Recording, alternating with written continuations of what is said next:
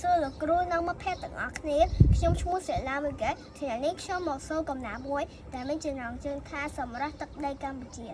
ទឹកដីកម្ពុជាល្អស្រងសាភាក្រុមទេកលែងសាក់មកប្រៃភ្នំកំពង់រាបវាវែងគួរឲ្យស្ងប់ស្ងាយតាក់ចិត្តទេសចរ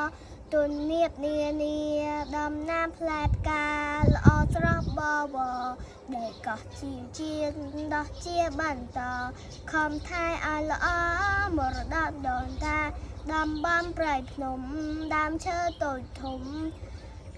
ប្រណិតអស្ចារ្យជាទីជម្រកបាក់សីបាក់សាមរគីមរគា